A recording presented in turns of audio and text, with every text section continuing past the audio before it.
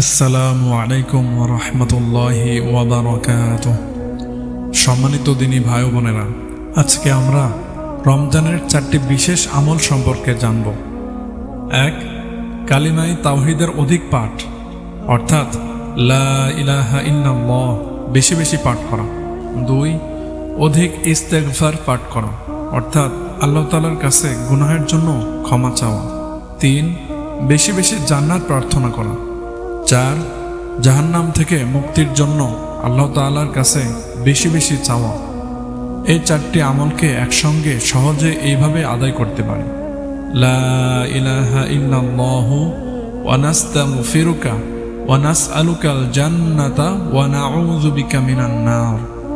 দোয়াটি আবার বলছি, লা ইলাহা ইল্লাল্লাহু ওয়া নাস্তাগফিরুকা ওয়া নাসআলুকাল জান্নাতা ওয়া নাউযু বিকা মিনান নার। এই দোয়াটি আমরা মুখস্থ করে নেব এবং বেশি বেশি পড়ব। এই দোয়াটি পড়লে উল্লেখিত 4টি আমলই আদায় হয়ে যায়।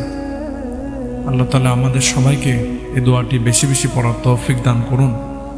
ভিডিওটি ভালো লাগলে অবশ্যই শেয়ার করে দিবেন। হয়তো আপনার শেয়ার করার জন্য এই দোয়াটি আরেকজন মুখস্থ করতে পারবে।